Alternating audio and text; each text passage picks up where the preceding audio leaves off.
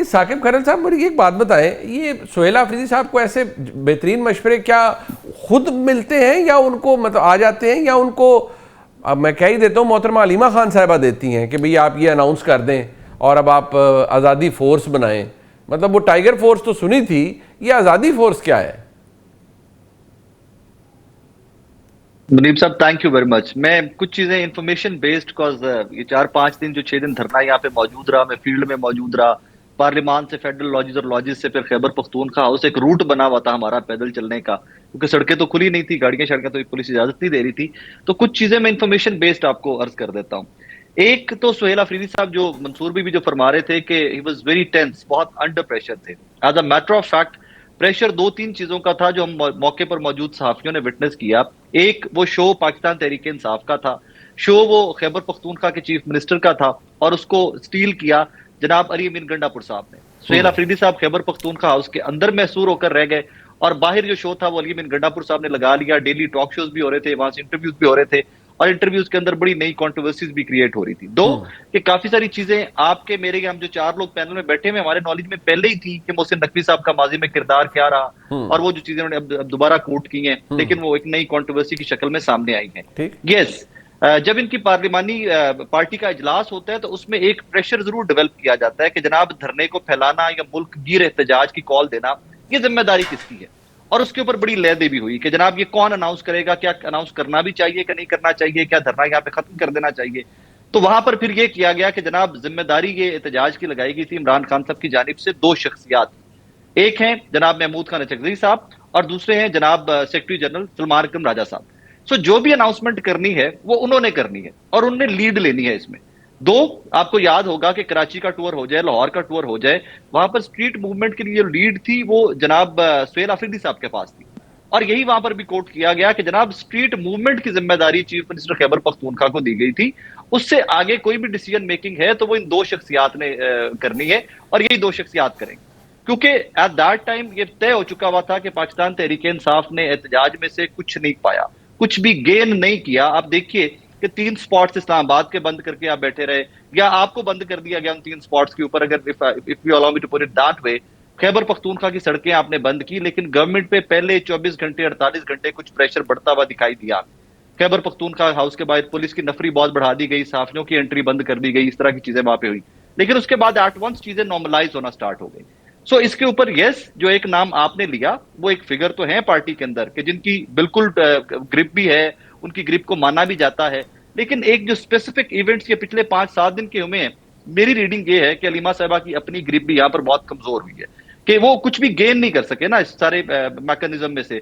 या तो इमरान खान साहब को अस्पताल शिफ्ट कर दिया जाता तो भी समझ आती कि यार कुछ प्रेशर बनाया। मैंने कल आपका ट्वीट देखा था, उसमें आपने कहा कि अगर वर्कर कुछ नहीं कर सका तो फोर्स क्या करेगी, जो आपने भी इसके ऊपर एक अपना ओपिनियन दिया।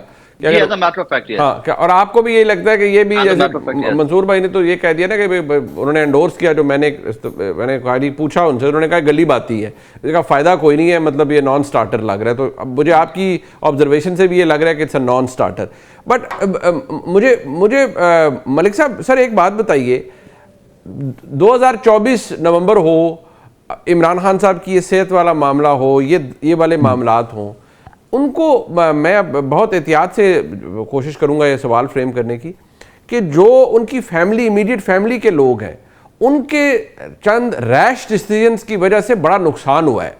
यानी आपको याद हो 2024 में वो मार धाड़ ना होती, अगर बुशरा बीबी साहिबा के मामलात ना होते, अभी अगर अलीमा खान साहिबा थोड़ा सा टेक्टफुली मामलात को देखती तो शायद खान साहब का इलाज किसी और तरीके से होता।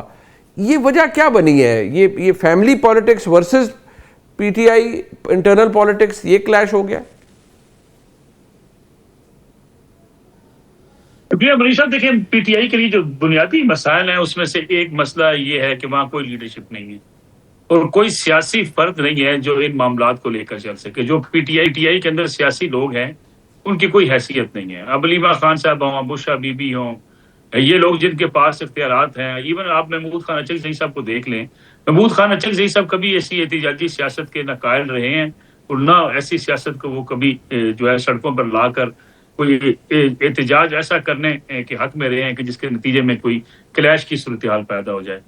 अब मसला ये है कि पीटीआई के अंदर कभी सुहेल अफरीदी साहब सारे मामलात के इंचार्ज होते हैं, कभी सलमान अकरम राजा साहब होते हैं, कभी लीमा खान साहबा मामलात को चला रही होती हैं, कभी बुशरा बीबी साहबा के अहकामात चल रहे होते हैं। अली मीर गंडापुर साहब को अपना गुस्सा है कि उन्हें क्यों हटाया गया और उनकी जगह सुहेल अफरीदी साहब क्यों आ गए।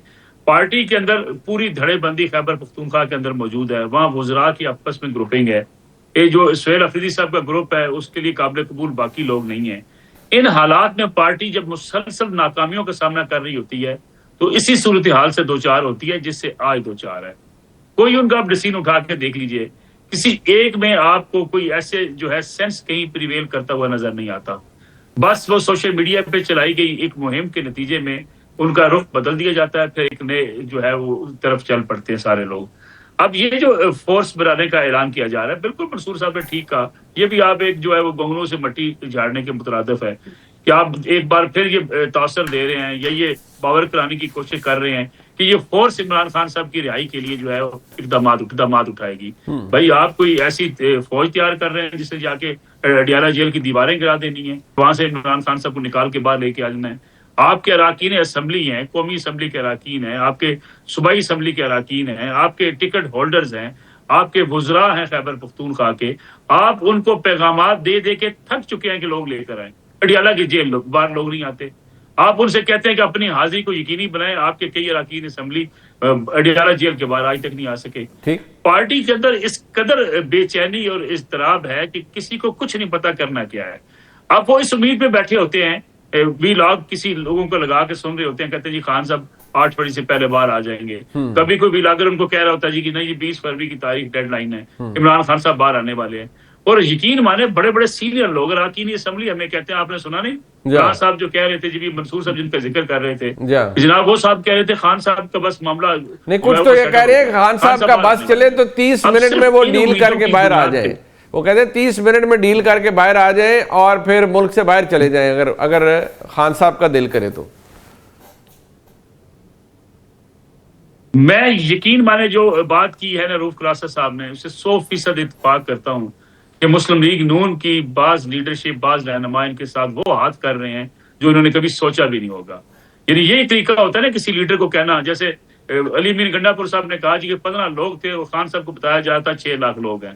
खान साहब को जो है पार्टी को ये जो बावर कराया जाता है बाज़ औक़ात मुस्लिम लीग नवाज की तरफ से या राणा सनाउल्लाह साहब हो गए या बाकी कुछ लोग कभी कभी छोटी मोटी खबरें निकाल देते हैं कि जी खान साहब नहीं मान रहे। भाई खान साहब को जेल में रखना मकसूद है ना, तो यही तरीका है कि खान साहब से डट के जेल काटें, भाई आप जेल के अंदर मौजूद रहें। अच्छा, तो ये पार्टी को ये बात समझ नहीं आ रही, कोई और तरीका, कोई फोर्स, कोई रास्ता ऐसा नहीं है जिसके नतीजे में जब तक मुल्क की एस्टेब्लिशमेंट नहीं मानेगी इमरान खान साहब जेल से बाहर आ सकते हैं। अब वो एस्टेब्लिशमेंट अगर ये उनको मनाने में नाकाम रहते हैं तो जेल से कैसे बाहर आएंगे? कोई आपके पास कोई और रास्ता तो है नहीं। एहतजाज आपने करके देख लिया, रोड आपने बंद करके देख लिए, आपने इस्तीफे देख लिए, कोई आपके पास रास्ता अभी ऐसा है नहीं। और खान साहब जो है उस वक्त तक जेल में रहेंगे जब तक खान साहब की तरफ से जो माफी नामे की दरखास्त कबूल नहीं हो जाती।